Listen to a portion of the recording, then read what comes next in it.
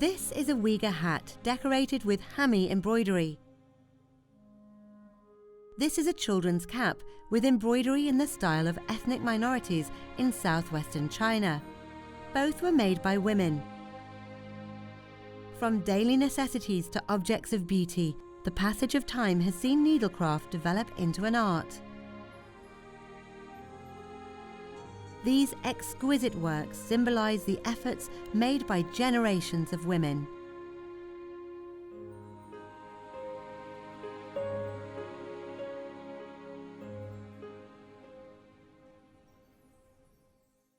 Kesi is a kind of silk fabric made by the interweaving of weft and warp. More importantly, it's also a traditional Chinese craft that results in the creation of precious artworks. In the northern Song Dynasty, it was used only for weaving royal garments. Later, it was used to copy classic calligraphy works and paintings. Kesi is so intricately woven, the copies are often more beautiful than the original works. There is a saying that an inch of Kesi is worth an inch of gold. Tan Shui is making a scroll of peonies. She has been working on it for more than 5 months. It takes a whole day to complete just a few centimeters of Kesi. For more complicated and elaborate patterns, Tan Shui can only finish 2 centimeters in 1 day.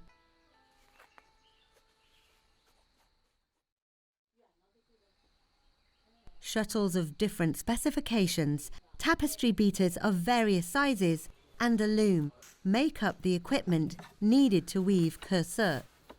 Like other textiles, Kesi is also woven on the basis of warp and weft.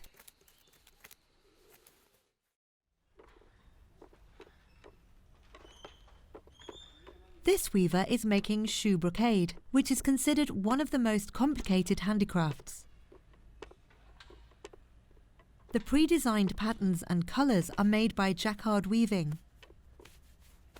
Its precise and intricate designs and colours give the impression that it was designed by a computer. Kesi, however, is made in a completely different way.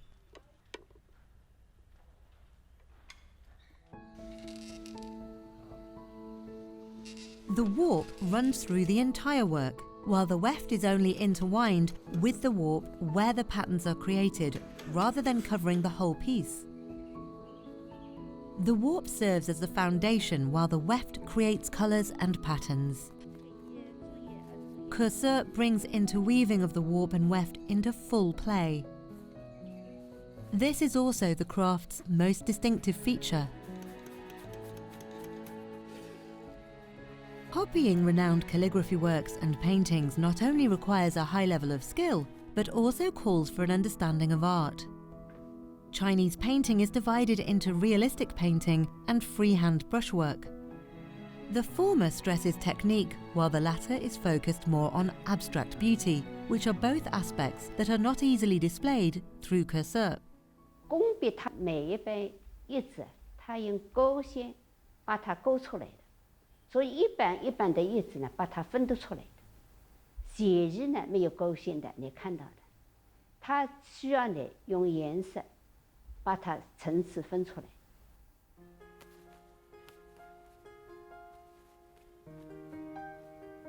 This is one of the paintings of Emperor Huizong of the Song Dynasty.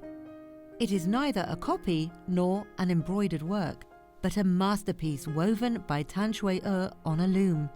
It took her 5 years to complete.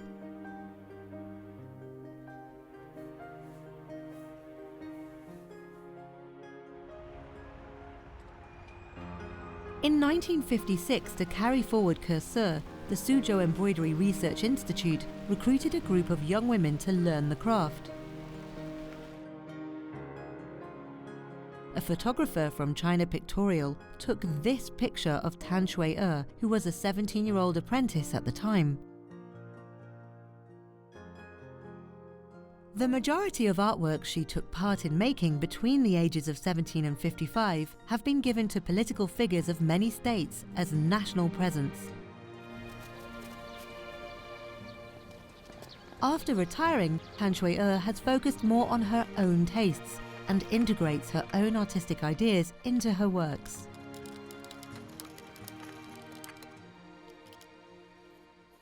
要细心，要精心，还要恒心，坚持下来才有悟性。最主要的要悟性。 This is a freehand brushwork which Tan Shui-er is copying. In the original, the peonies are drawn with colour powders according to Chinese ink wash techniques. For Kesi artwork, the most challenging part is the transition between dark and light colours.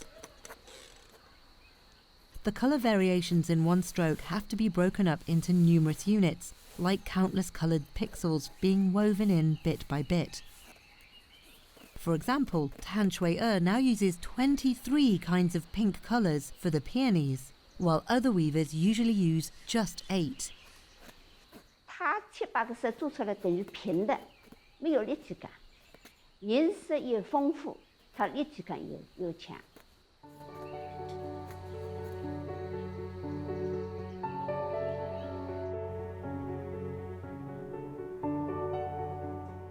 The two sides of a finished Kesi product have exactly the same patterns. Under the light, the patterns seem like they have been carved on, which is why Kesi is also known as carved silk.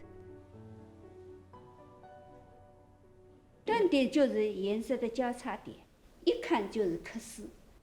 颜色交叉，颜色越多，交叉点越多，所以点越多。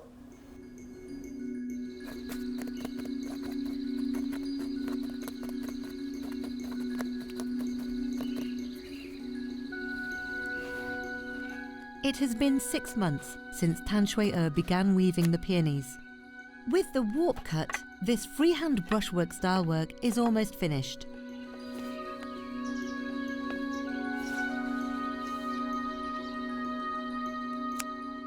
When the thread residues are clipped, 2 identical patterns on the front and back emerge. This Kesi work is more than a copy of the original painting. It is a work of art in its own right.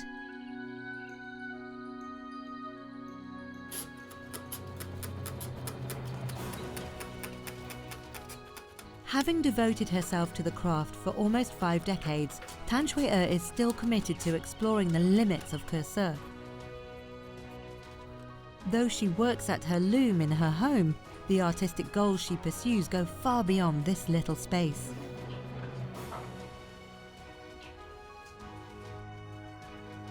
Women are able to achieve their best in the process of perfecting their workmanship, while expressing the beauty from deep within their souls.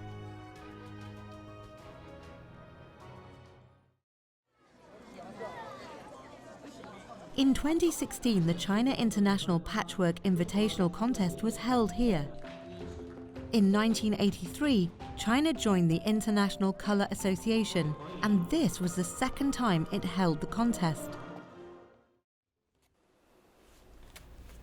Patchwork is a craft that involves piecing small pieces of fabric together and has a long history. It began with women piecing together odd bits of cloth into clothes, bed sheets and other daily necessities, but gradually evolved into an art form.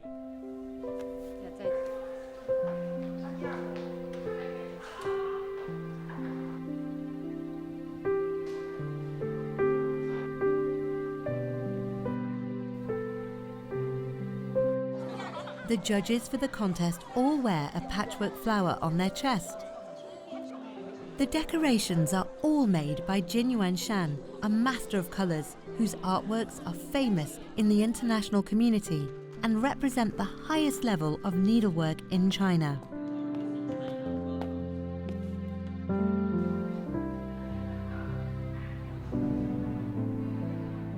These are some of the works she created.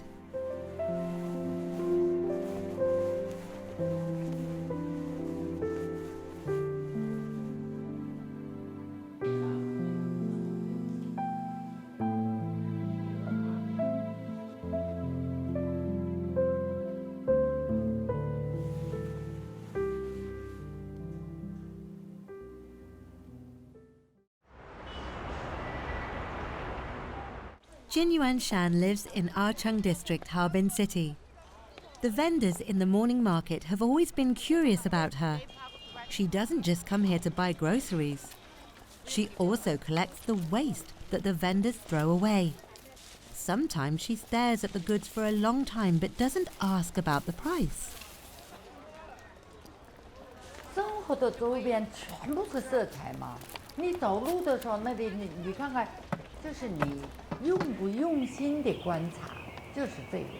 你用心和不用心，就是这个是色彩呢，就得你生活的周边。Jin Yuanshan's sensitivity to colours comes from her family. Her grandmother was proficient at needlecraft, and her mother was a professional tailor. In her childhood, she played with leftover bits of cloth at home. This package from South Korea contains silk scraps discarded by a high-end tailor. She uses them as raw materials for her patchwork.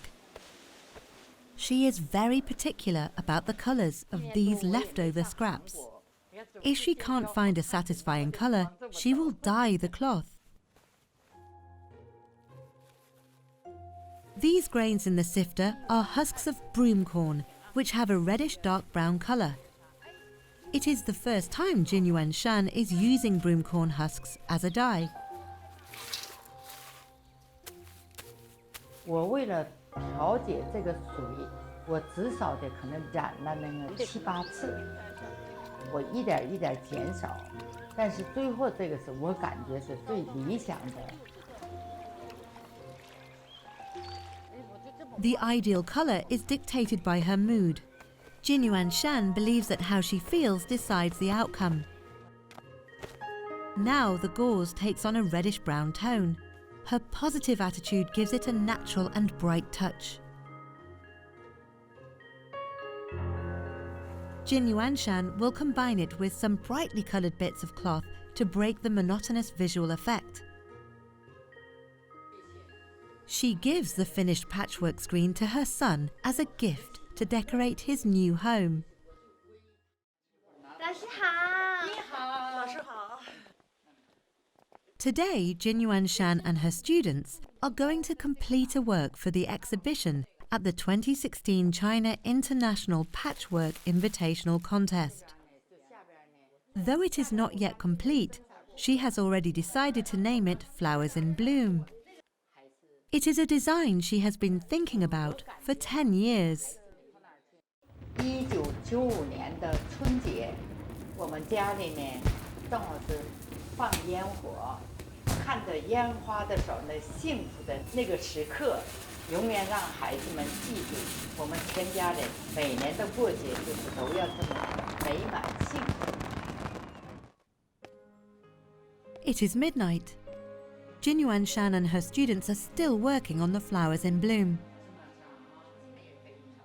The students are unaware that the colours and patterns are a reflection of Jin Yuanshan's feelings from a family reunion on Chinese New Year's Eve. 心情不好的时候呢，我只有2个颜色。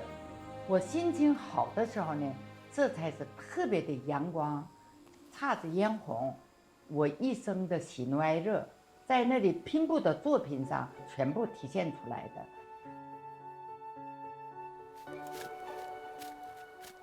Jin Yuanshan's sensitivity to life allows her to turn scraps of leftover cloth into blossoming flowers. When the work is complete, Jin Yuanshan takes half a day off. 生活的周边全部是色彩嘛。我看到那个村庄的时候，围墙底下是正好是秋白菜，收割的农民穿的是浅色的衣服，红色的拖拉机，秋白菜的这个卡其色，把它合在一起是那个色彩特别美。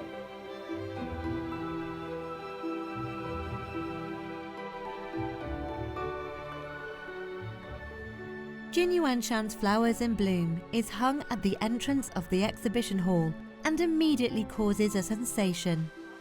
After seeing it, a Canadian expert makes some surprising remarks. 加拿大的拼布艺术家，他说的这个作品肯定得精神病做的，不是这个执着的精神锻炼，这么大的作品做不出来。完了他就转圈就眼泪啊，紧紧地握着我的手，他哭啊，我也掉眼泪，翻译也掉眼泪。他说的，我能看到你一生的喜怒哀乐都在这个作品上。不，你就把在这儿，把在这儿，这样后头像董威像那谁大唐的手，董威往下点，再往下点，你们，哎呦，哎呀，太软了。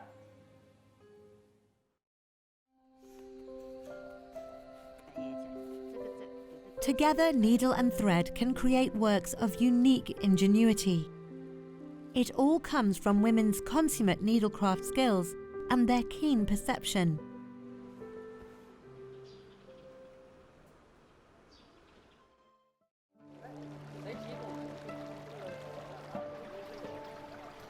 The features of southern China can be seen everywhere in Suzhou. The city has a network of land and water routes, as well as exquisite, elegant, and well-arranged classical architecture. A microcosm of ancient China lies behind each wall.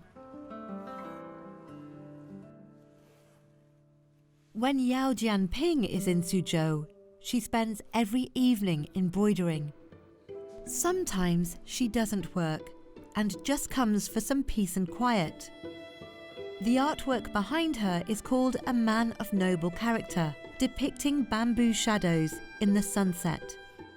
It is a piece of Suzhou embroidery created by Yao Jianping. 苏绣从古到今，文人辈出，精致、小巧、细腻，色彩就是高雅。这个应该跟苏州的这个文化背景有关。Suzhou embroidery has a history of over 2,000 years. The passing on of this craftsmanship through generations is inseparable from the city's landscapes.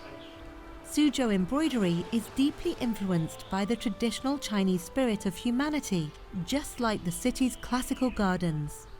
Both Suzhou's embroidery and its classical gardens are crucial parts of Chinese art.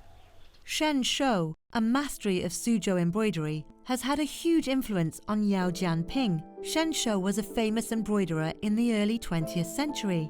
Through her verbal instructions, a book recording the techniques and patterns she used in her works was born.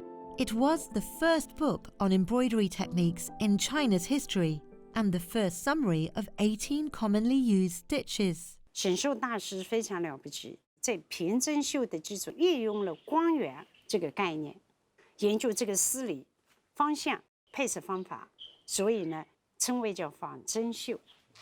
他那个年代之前是平面的，就没有立体的，而到了沈绣，他就是把这个光线应用到了针法里边去。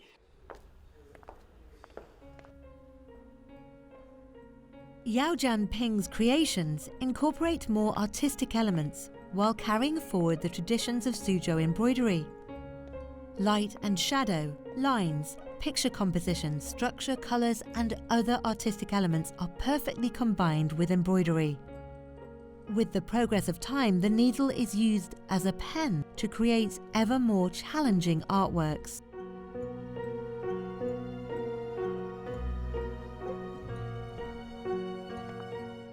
This is one part of a large set of Suzhou embroidery works called the Silk Road that Yao Jianping began working on a few years ago.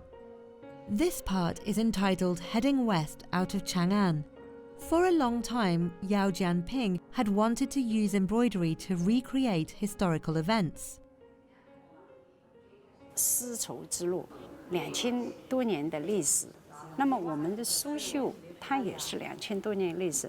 这个构思内心来讲，特别想去表达丝和刺绣，通过“一带一路”把这些历史的事件以及到当今的发展。The techniques used to embroider the Silk Road are highly complicated. In addition to portraying the artistic style and colours of the Han Dynasty, They also need to combine the characters and historical events in one frame.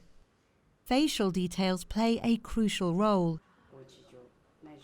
用什么样的针法去运用，就是说，它不仅仅是一个手工了，它要绣的这个人活起来，你要懂得美术方面的基本原理，素描、色彩、透视，你对各种针法的灵活发挥。 The depiction of characters calls for a high level of skill. Heading west out of Chang'an depicts the story of Zhang Qian being sent to the western regions on a diplomatic mission. The artwork combines various embroidering methods, which Yao Jianping calls integrated stitch. 平针绣适合于绣一朵小花，就很精美；乱针绣，它就是比较大刀阔斧；龙针绣呢，是把这些就是平针绣里边的一些特点，仿针绣里边的一些要点，乱针绣里边的一些要领，把它进行综合了，综合使用，包括还有一些就是说盘锦绣啊、打子绣啊，各种各样的那些绣法，再融合在一起，变成自我。这个过程实际上是最关键的。